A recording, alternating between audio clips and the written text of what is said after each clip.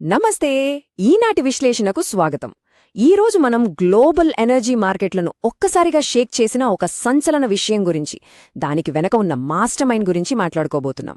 UAE అంటే United Arab Emirates sudden గా OPEC కూటమి నుంచి బయటకొచ్చేసి ప్రపంచ దేశాలకు పెద్ద షాక్ ఇచ్చింది కదా. అయితే ఈ సోర్సెస్ ప్రకారం దీని వెనక చాలా పెద్ద రీజన్ ఉంది. అదేంటంటే ఏకంగా భారతదేశంతో కుదుర్చుకున్న ఒక సీక్రెట్ ఎనర్జీ డీల్. అసలు ఈ వాదనల్లో ఎంత నిజముంది? ఈ మిస్టరీ వెనక ఉన్న అసలు కథేంటో ఇప్పుడు డీటెయిల్గా విశ్లేషిద్దాం. ఓకే, ఇక ఏమాత్రం లేట్ చేయకుండా ఈ టాపిక్లోకి డైవ్ చేద్దాం.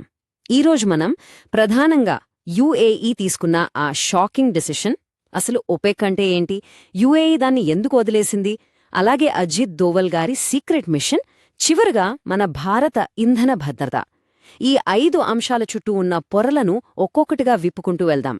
ముందుగా మొదటి అంశం యుఏఈ సంచలన నిర్ణయం.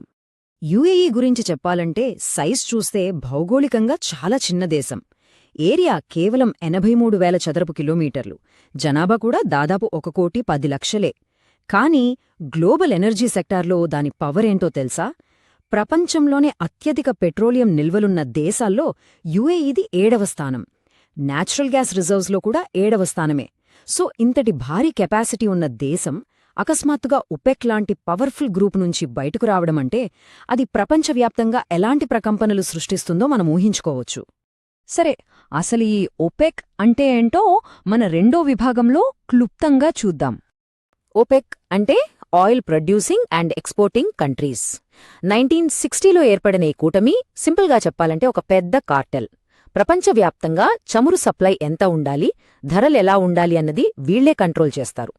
మార్కెట్లో డిమాండ్ను బట్టి ఆయిల్ ప్రొడక్షన్ని పెంచడమో తగ్గించడమో చేస్తూ ధరలు పడిపోకుండా చాలా స్ట్రిక్ట్ కోటాలను మెయింటైన్ చేస్తూ ఉంటారు. ఇక ఈ అనాలిసిస్ మూలాల ప్రకారం చూస్తే ఈ గ్రూప్లో Saudi Arabia, Kuwait, Iran, Iraq, UAE, ఒమాన్తో పాటుగా వెనిజులా లాంటి ఒక 12 ప్రధాన దేశాలు ఉన్నాయి. వీటికి తోడుగా రష్యా లాంటి మరో 10 దేశాలు జతకలిస్తే దాన్నే ఒపెక్ ప్లస్ అంటారు.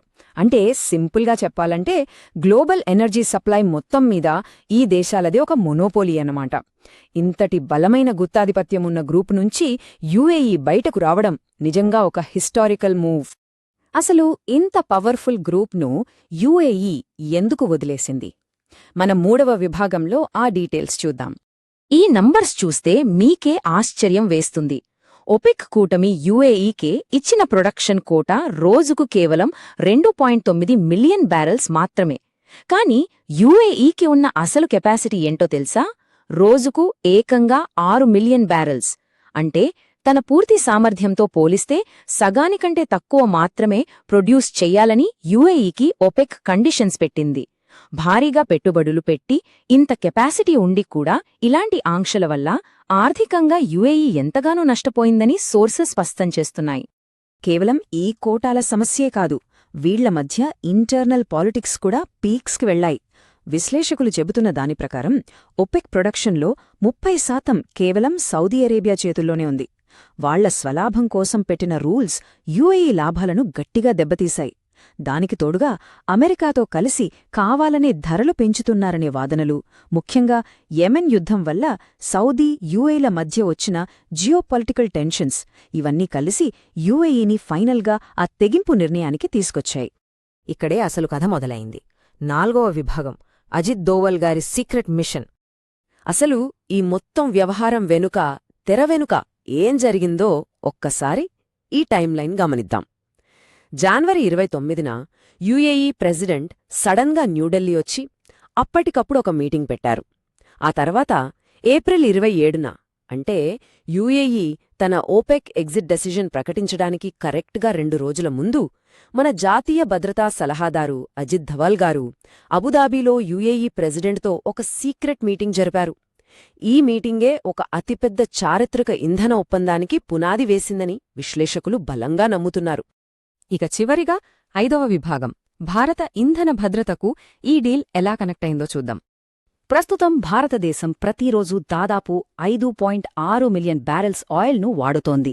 చమురు వినియోగంలో గ్లోబల్గా మనది 3వ స్థానం. పైగా ఈ డిమాండ్ ఏటా 12% చొప్పున విపరీతంగా పెరుగుతూనే ఉంది. ఇక్కడే ఉంది అస్సలైన మాస్టర్ స్ట్రోక్. ఒకవేళ యుఏఈ గనక తన ఫుల్ కెపాసిటీతో ఆయిల్ ప్రొడ్యూస్ చేస్తే దాన్ని మొత్తంగా కొనుగోలు చేయడానికి మన దేశం ఒక గ్యారంటీ ఇచ్చినట్లు సోర్సెస్ చెప్తున్నాయి. అంటే యుఏఈకి ఒపెక్తో పనే లేకుండా ఒక సూపర్ సేఫ్, లాభదాయకమైన ఆల్టర్నేటివ్ దొరికిసినట్టే కదా.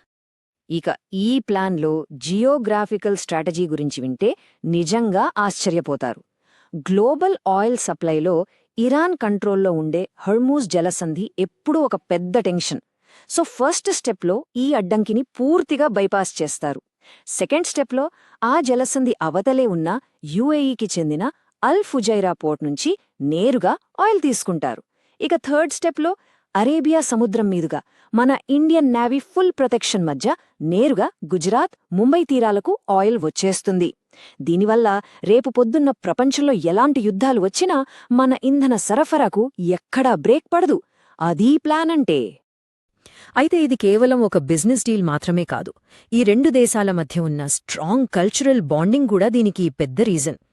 నంబర్స్ గమనిస్తే యుఏఈ మొత్తం జనాభాలో ఏకంగా 25% మంది మన భారతీయులే. అందుకే ఈ ఎనాలిసిస్ సోర్సెస్ యుఏఈని గల్ఫ్ ప్రాంతంలో ఒక మినీ ఇండియాగా పిలుస్తున్నాయి. మన దేశాల మధ్య ఉన్న లక్షల కోట్ల పెట్టుబడులు, జాయింట్ ఇన్ఫ్రాస్ట్రక్చర్ ప్రాజెక్టులే ఇలాంటి ఒక అడ్వాన్స్డ్ ఎనర్జీ పార్ట్నర్షిప్కు ఒక సాలిడ్ బేస్ అని చెప్పచ్చు. సో ఫైనల్గా ఈ విశ్లేషణ ముగించే ముందు ఒక ఆసక్తికరమైన ప్రశ్న. దశాబ్దాలుగా వేరే దేశాల మూడ్ను బట్టి, గ్లోబల్ కార్టెల్స్ పాలిటిక్స్ను బట్టి మారుతున్న పరిస్థితులను దాటి, అసలు ఏ అంతర్జాతీయ గొడవలతో సంబంధం లేని ఒక పక్కా స్వతంత్ర ఇంధన భద్రతా శకానికి ఇది నాంది పలుకుతుందా? ఈ సంచలన పరిణామం రాబోయే రోజుల్లో ప్రపంచ మార్కెట్లను ఎలా మలుపు తిప్పుతుందో మనం వేచి చూడాల్సిందే. ఇది ఈనాటి విశ్లేషణ. మరో ఇంట్రెస్టింగ్ టాపిక్తో మళ్ళీ కలుద్దాం.